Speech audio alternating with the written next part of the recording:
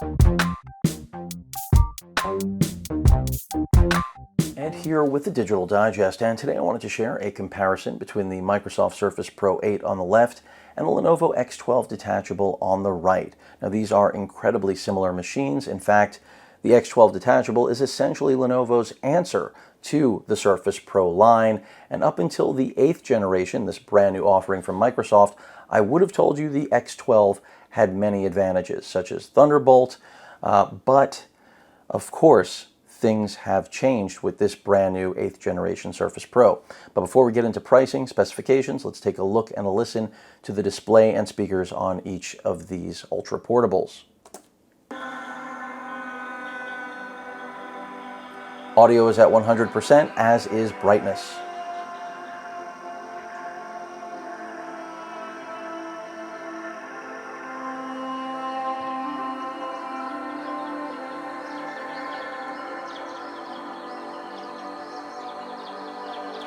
Now let's take a listen to the speakers. I'll start with the Lenovo.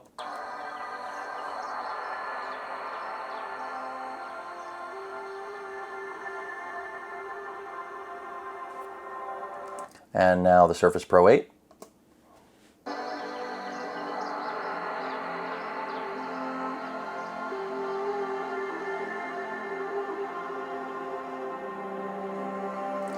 Okay, so if it's not already clear, the audio on the Surface Pro 8 is far superior to that of the X12 Detachable. Are either of these machines going to blow you away with their sound quality? No, but the Surface Pro 8 does easily outclass the X12. Now let's talk about the display quality. We've got a 13-inch IPS panel here, a 12.3-inch IPS panel on the right. More resolution here, 2880 by 1920 versus essentially a full HD plus. I believe it's 1920 by 1280 on the right. You may have noticed letterboxing on both. They share the same aspect ratio. They are not 16 by 9 displays, which means when you watch video content, essentially all content consumption, you're going to look at letterboxing. In terms of the actual quality of the displays, again, they're both really good, but the nod goes to the Surface Pro 8, not just because of its size and resolution, but it also has a 120 hertz refresh rate that you will not find here, which you may or may not need, but better to have it and not need it than need it and not have it. So, moving away from the display and audio performance, let's talk about processors. Let's talk about pricing. The Surface Pro 8 starts at $1,100 US. That's the highest starting price point ever for a Surface Pro in the history of the product line, and it tops out over $2,000 US. The X12 Detachable, far more affordable, but when you look at what you're getting, it may not be anymore, because now the Pro 8 is essentially in the same ballpark in terms of specifications.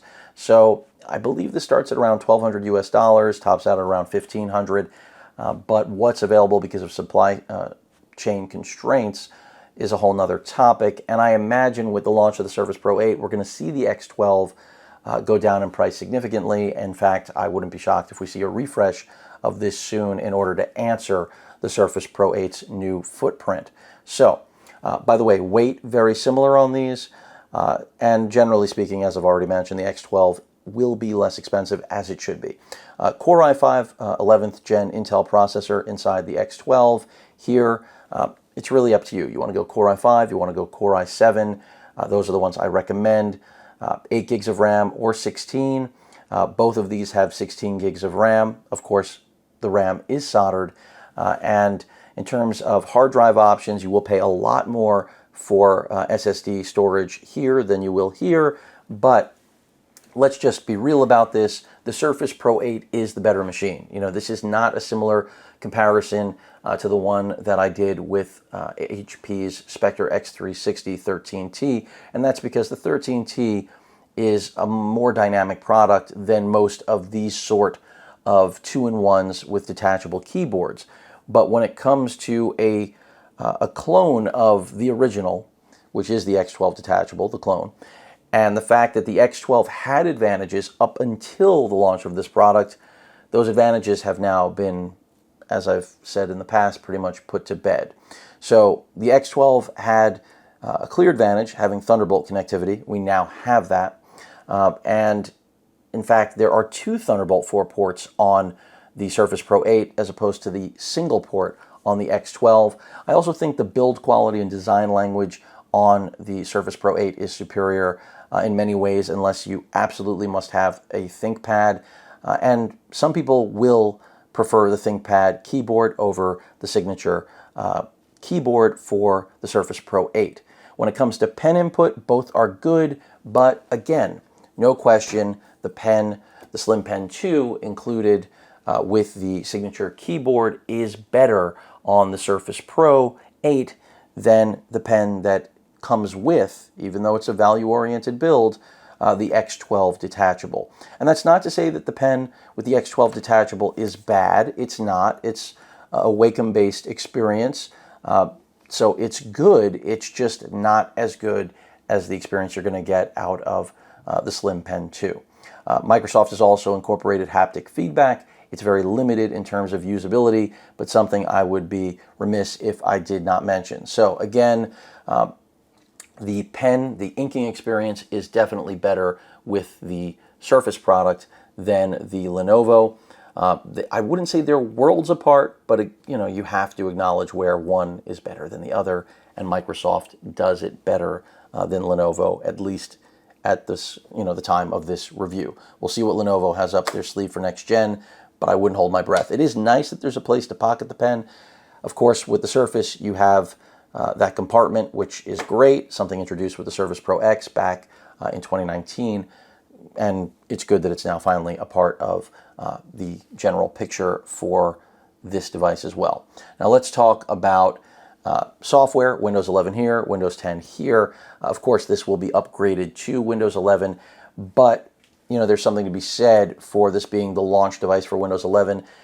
Windows 11 is definitely much more touch-friendly, and you will end up having it here, especially when Lenovo refreshes this, which, again, I don't think is too far away. Both keyboards, of course, detach.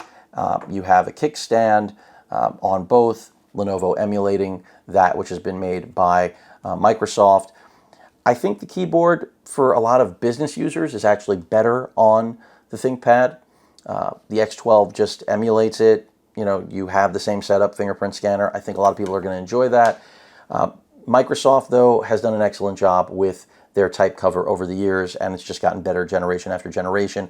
I personally think the trackpad, the touchpad on the signature keyboard is better. So again, when it comes to pen input as well as pointer, mouse, I think Microsoft does it better. Now, in terms of the CPU, I mentioned we've got an i5 here. You can't spec it out with an i7 like you can with the Surface Pro 8, but both have Iris Xe graphics. But while that may mean to you that video editing, photo editing, all those things are going to be the same because they're using Intel's same generation of integrated graphics, Surface Pro 8 has the edge whether you go i5 or i7. So be aware of that.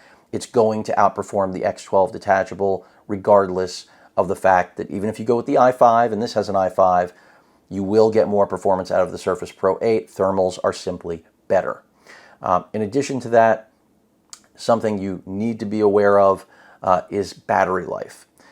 Unfortunately, this is one of the areas where the Surface Pro 8 still doesn't beat Lenovo. So Lenovo, nod to you for this, but that is largely due to the fact that the IPS panel on the right is lower res and smaller than the IPS panel on the left.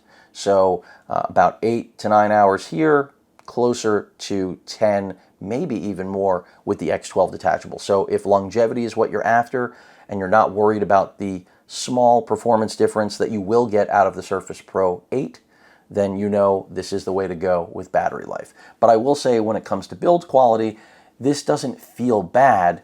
It does feel like it's well made. I do like it, but it is really tough to beat the brand new, or I should say redesign, the modern look of the Surface Pro 8. I mean, it's difficult. Now, in terms of I/O, quick run around the body here. Volume rocker, Kensington lock right there. The kickstand, we have speakers flagging each side of the front. We do have a privacy shutter for the webcam. I wish that Microsoft would have incorporated something like that. They simply did not. And then we have a Thunderbolt port and a Type-C port for charging. And then optionally, if you choose to get cellular radio, you can do that. And that's pretty much it. The magnetic ports on the port on the bottom for connecting, and of course branding, and the ThinkPad glowing red dot for the eye to let you know that it's in a sleeping state, charging state, etc. When it comes to cameras, that's where again Lenovo is outdone. We have an 8 megapixel camera on the rear, which is not bad, and the front-facing camera isn't bad either, but one of the big improvements that Microsoft made this generation was their full HD 1080p video conferencing camera on the front. It really is in another league compared to just about everyone's webcam.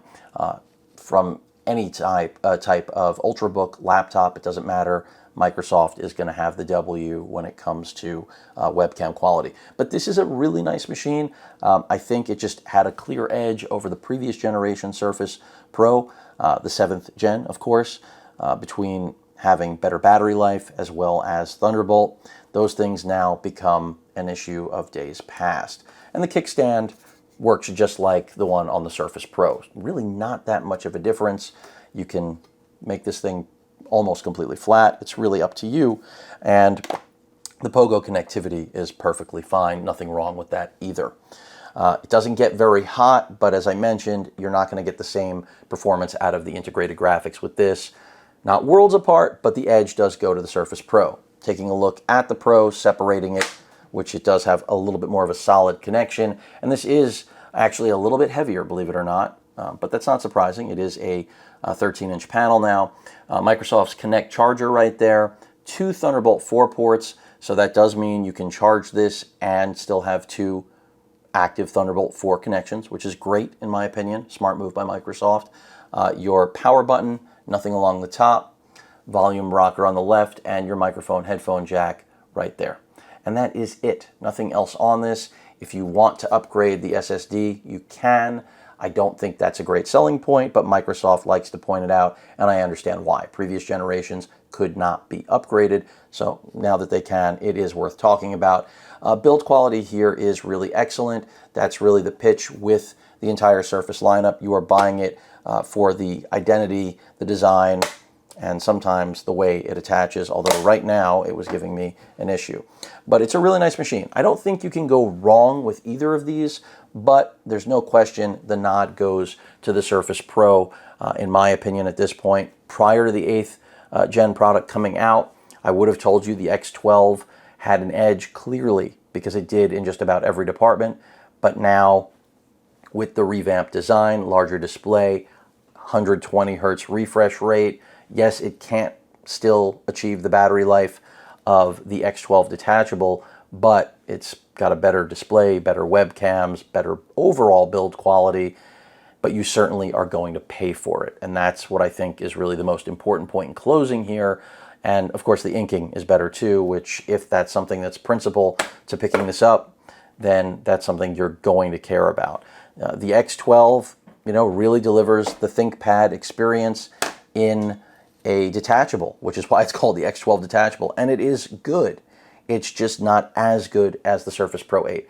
And in some ways it's a little bit unfair because, Lenovo's got to have their shot now to come back. But remember, Microsoft is the founding father here of a tablet that can also replace your PC, or at least your Ultrabook. And Lenovo, of course, with the X12 gave you another option, and options are always good to have. We're going to need to see another one out of it. Another thing you should be aware of, the pen, the Slim Pen 2 does charge in that dock. This, on the other hand, is going to require a battery. So just something to be aware of. You're not going to need a battery with that. You will need a quadruple A with the X12 Detachable. And I think that's something that, general users are going to be curious about. And that is something I wanted to make a point of adding. So again, better battery life here, but overall, just about every element of the Surface Pro 8 experience will be better. Again, not worlds apart, but if they were the same price, you obviously should be picking up the Surface Pro 8, no question about it, unless you desire a smaller display and better battery life. There's no reason at this point, right now, here in October of 2021, to pick the X12 over the Pro 8. And most importantly, The Pro 8 is available. The X12 is still tight in terms of supply. But that pretty much rounds things out. Both are good machines. The Pro 8 is the better, and it should be. Had Microsoft not made the changes they did this year, I probably would have been doing a video about how the X12 is still superior in spite of not getting any of the advertising or notoriety that the Pro line does. Any questions or comments, please feel free to post them, hit that like button, and as usual, please feel free to subscribe, and please stay safe. Later.